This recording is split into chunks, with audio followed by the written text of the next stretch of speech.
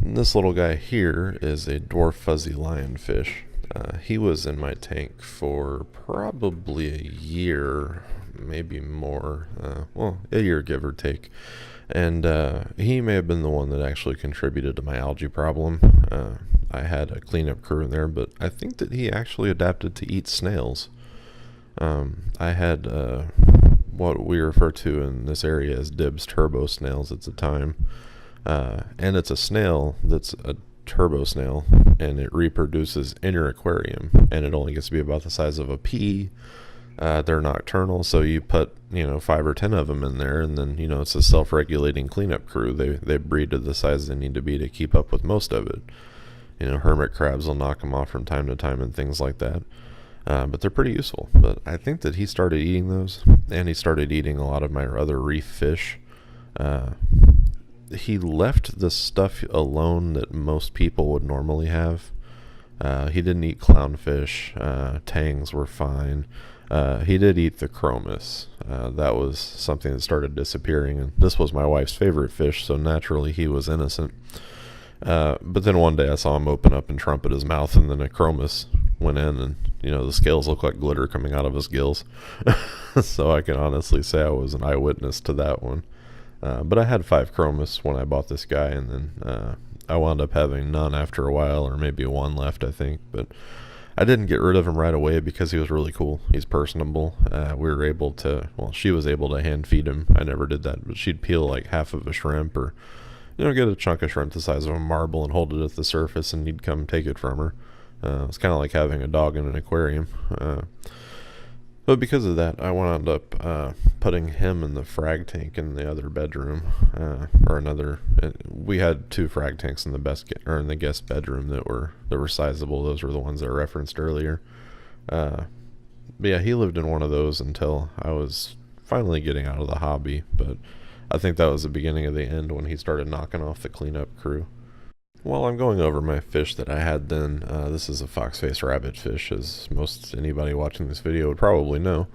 I had him because I did see bubble algae from time to time. Never had any other issues out of him at all. Never noticed any zoas going missing or anything crazy like that. He seemed to be a pretty good reef citizen and did things pretty well. The black clownfish is actually one of a pair. I got the blue tang from somebody, I believe it was free, because he had ick and they didn't know how to treat him. And when they found out, they didn't want to go through the trouble of setting up an extra aquarium and going through all that mess. So I went ahead and took it off their hands, treated it for, I think it was 6 weeks. And then it made it to the display tank. Like I said, that black and white mist-barred clown was one of a pair. I got the pair for $30 at some kind of a local frag swap.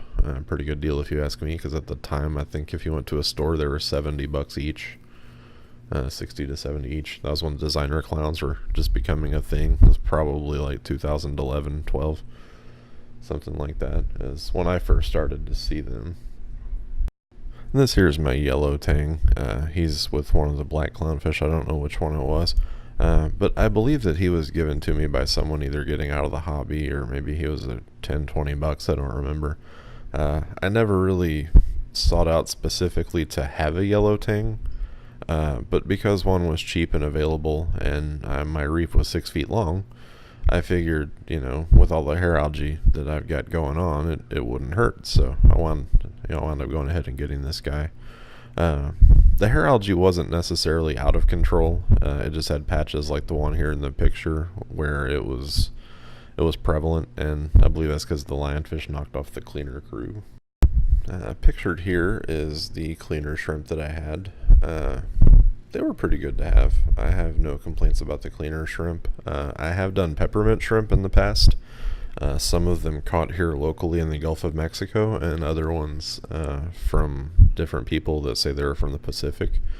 I have noticed the ones here locally, they treat the large polyp stony corals as if they're caviar. So if you've got like a torch or a hammer coral, it seems like akins and frog spawn.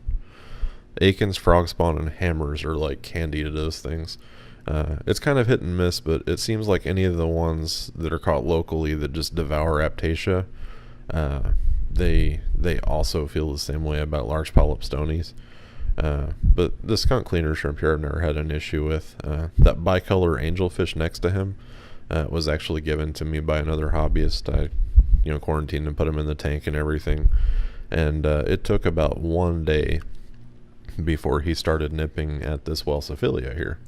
And once he did that, it was pretty much the end of the road for him. I went ahead and gave him to a different hobbyist. Probably got a frag back in return or something like that. But I always chose coral over fish, even the ones that couldn't necessarily be fragged, and put back into the system in the ways of getting other stuff for it. Yeah, I've known people that go each direction. Some people are like, gotta have this fish. If it nips at a coral, the coral goes. And to me, that's the easy way out, because it's a lot easier to catch the coral than it is the fish to anyone that's ever tried to catch a reef fish in a tank, especially when you've got one with decent sized colonies of SPS in it. And this is my cardinal fish here that I had, Bangai Cardinal. I had a pretty bad luck with these. I think that I'd tried twice before this guy came along, and what I realized was that I had a 6-line wrasse as the first fish that I ever bought, and I eventually realized that he was picking on my cardinal fish. At one point I tried to do a duet or a trio. I think it was 3 of the pajama cardinals, and slowly they just disappeared. Parameters were fine and everything, and I started to notice his aggression more and more. He was a pretty large 6-line wrasse, and they make a great starter fish until they get bigger, and then they just become kind of the bully of the tank. Yeah, I had him for years and years. I finally caught him and got rid of him, and once I did that, the cardinal fish started doing just fine. I believe that's all the fish that I had pictures of right now. I had done blennies and gobies and other things like that, but the purpose of this was just to go over a couple of the fish that I've done and how it's gone with them. The yellow tang was probably the easiest one to care for, just because the system was so large, them and the clownfish.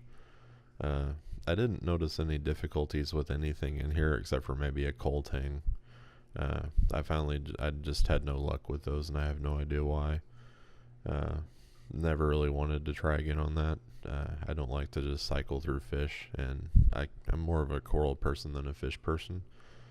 So I really wanted to keep the stocking light because I did a skimmerless system, and I wanted to do it mostly naturally. So below this, I've got basically a 40-gallon breeder with a giant ball of Cheeto in it, and that did a pretty good job of controlling the nutrients.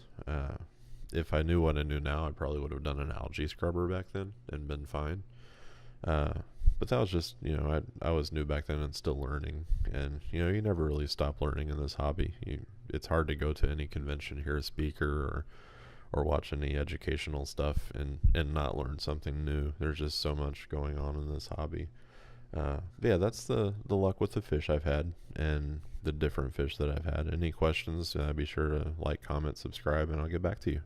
Everybody have a good day. Bye-bye.